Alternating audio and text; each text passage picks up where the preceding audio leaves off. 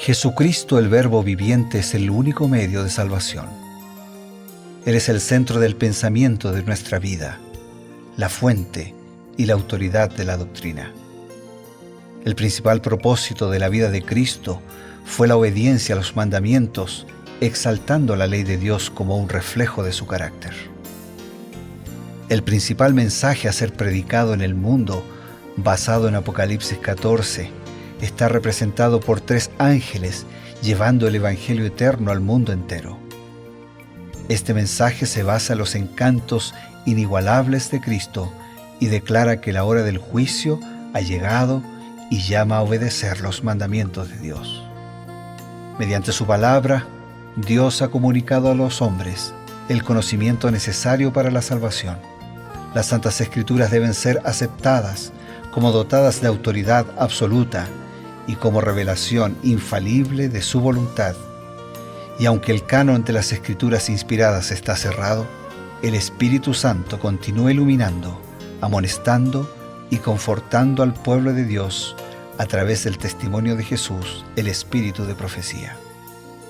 El camino a la vida se traza a través de un camino angosto que debe ser recorrido con confianza a las promesas que Dios dejó a hombres y mujeres fieles que dedicaron sus vidas hasta la muerte por el Evangelio eterno. Los fundadores de la Iglesia soñaron con el día en que la revelación sería una realidad en sus vidas.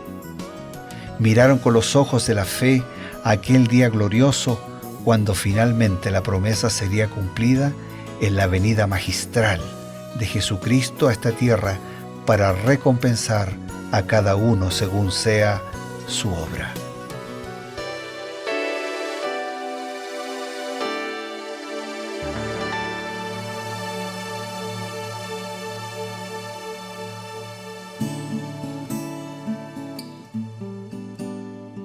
Iniciamos un nuevo día y también un nuevo capítulo aquí en nuestro recorrido por la Biblia. Cada día un capítulo que es repasado primero en su profundidad espiritual, su profundidad teológica, y ahora nosotros estamos pidiendo a Dios que nos explique a través del espíritu de profecía un poquito para comprender mejor todo lo que significa el mensaje de Dios a través de su palabra. Bienvenidos, esto es Reavivados por su palabra, el segmento Creed en sus profetas, y estamos con el pastor Bruno Razo. Muchas gracias, un gusto siempre estar juntos. Pues bien, en este capítulo en realidad hay 2 temáticas muy marcadas. Uno tiene que ver con la restitución y la compensación cuando una persona hacía daño, y también dice que a veces no se podía restituir porque la persona había fallecido y bueno, había pues que hacer alguna cosa, ¿no? Allí.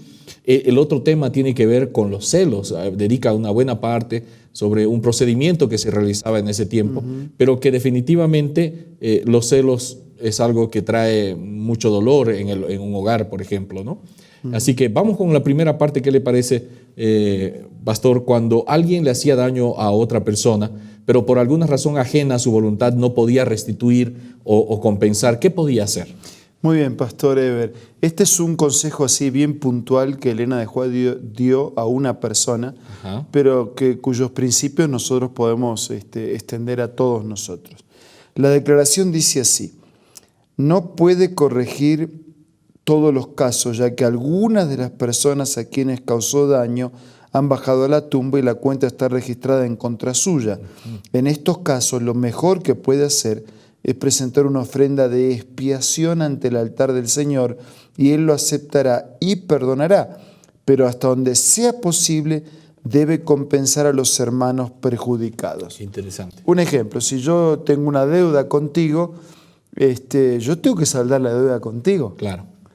Pero si por algunas circunstancias, y aquí lo que cita es la circunstancia de una pérdida, no pude, no llegué, no alcancé, no es que se terminó mi deuda, pero tú ya no estás para que yo cancele contigo. Claro. Entonces, o al revés, o yo no estoy para que tú canceles conmigo. Entonces tendríamos que hacerlo hacia Dios, hacia la iglesia. Qué interesante. De alguna a través manera, de la iglesia, con una ofrenda. De alguna manera, decir, no, yo asumo mi responsabilidad y estoy restituyendo, estoy compensando. Pero insisto, el principio es siempre saldar mano a mano, persona a persona. Usé el ejemplo de una deuda como podía haber utilizado una difamación tal vez. Sí, una crítica, Ajá. una herida, un comentario, una ofensa. Si toda situación tenemos que saldar directamente con la persona involucrada, tenemos que restaurar, tenemos que restituir y tenemos que compensar. Cuando excepcionalmente no es posible, de todas maneras también tenemos que redimir. Y arreglar cuentas con Dios. Exactamente. Qué importante. De paso, después en el Nuevo Testamento va a decir, cuando tú vienes y traes la ofrenda a la iglesia y si tienes algo contra tu hermano, anda y arregla con el hermano, deja la ofrenda acá, arreglaste con el hermano y después continúa con tu ofrenda. Interesante que no dice, no necesitas dar la ofrenda a Dios, tenés que darla. Claro. Pero si le debo al hermano, tengo que arreglar también con el hermano. Qué bueno. Realmente esta ilustración es excelente para poder comprender la responsabilidad que tenemos, ¿no?, de la restitución y la compensación. Pues bien, la segunda parte del capítulo 5 de Números es una parte un poco extraña, ¿no? Hay todo un procedimiento, si un hombre tenía los celos y entonces había que hacer una prueba, si el hombre estaba inseguro y bueno, el sacerdote era el que definía la situación. Y realmente lo que nosotros nos damos cuenta es que Dios tenía una forma de proteger a la mujer por si los celos del esposo eran infundados, ¿no? Entonces, hablando de eso, ¿qué cualidades debiera tener un esposo, especialmente en relación con los celos? Voy a leerte una declaración de Testimonios para la Iglesia de Elena de White que dice así: debieran ser personas que no tengan una imaginación enfermiza, que tengan perfecto autocontrol, que no sean caprichosos ni inconstantes y que no tengan celos ni hagan suposiciones malintencionadas. Personas que tengan una fuerza de voluntad que no ceda ante las pequeñas indisposiciones, que carezcan de prejuicios, que no piensen el mal, que piensen y actúen con calma y consideración y que no pierdan de vista la gloria de Dios y el bien de los demás. O sea, el celo es un sentimiento, en la mayoría de los casos, bueno, la gente dice, qué bueno que tenga algo de celo, ¿no? Que como que a algunos les gusta un poquito de celo. Cuando se le pasa la mano de los celos ya no le gusta a nadie. Claro. Pero el celo suele ser un sentimiento, una emoción, que por lo general se basa en una imaginación. Ajá. Tal como dice la cita, ¿no? De pensar mal, de pensar mal. Ahora, puede ser que a veces haya motivo, pero no es que yo me imagino el mal, hay evidencia de que actuó mal. Ese es otro tema. Claro. Me siento mal, me incomodo, encaro y trato de resolver el problema. Pero otra cosa es estar imaginando, suponiendo, maquinando, y eso termina dañando a la persona. El celo actúa igual que el odio. Claro. Dice, cuando yo odio a mi vecino, y el vecino capaz que ni sabe que lo estoy odiando, el que se enferma es el que odia. Claro, no el otro. El odiado no sabe nada. Entonces, el que tiene celo, el que se enferma, es el celoso. Es el celoso. El otro ni se dio cuenta.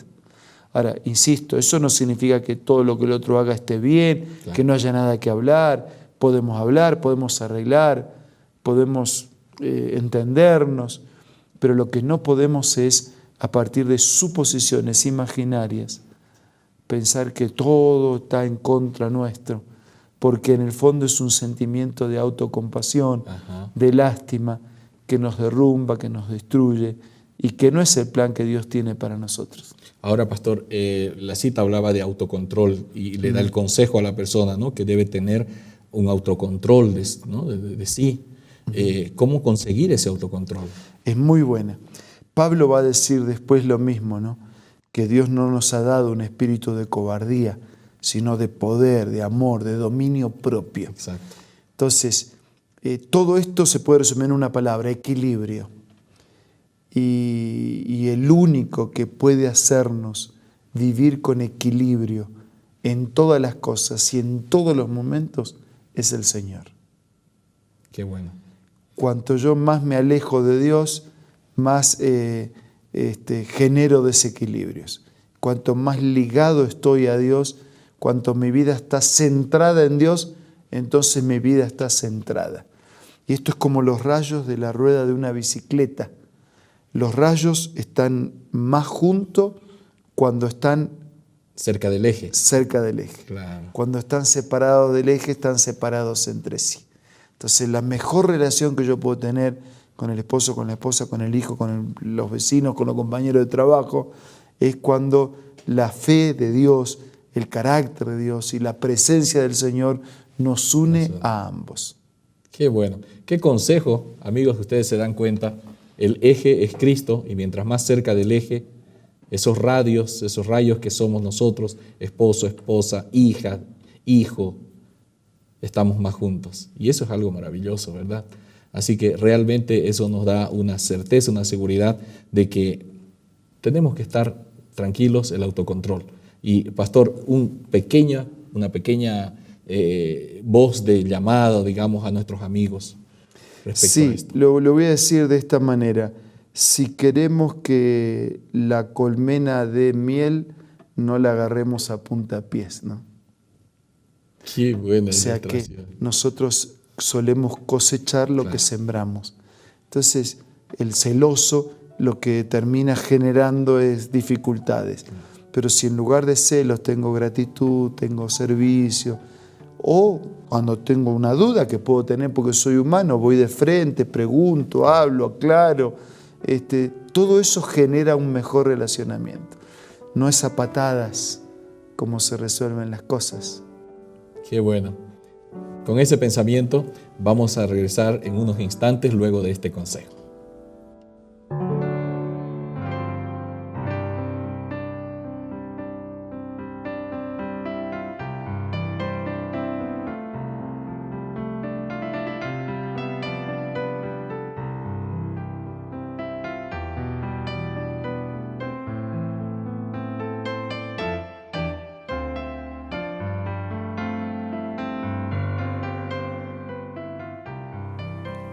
Hola, ¿quieres escuchar una cita acerca de la música?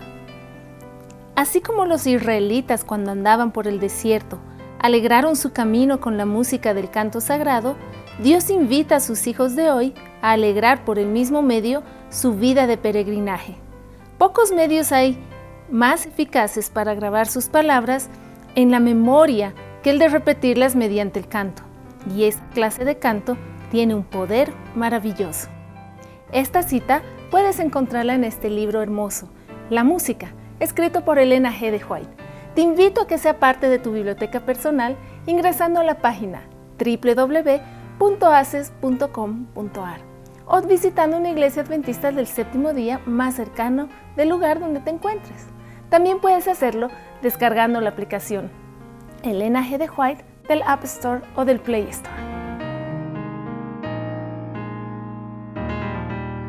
Gracias amigos, estamos nuevamente aquí en Creed en sus profetas. Queremos pedir la bendición de Dios para una vida de equilibrio, una vida de dominio propio, de autocontrol, porque el Señor quiere justamente que vivamos ese tipo de vida.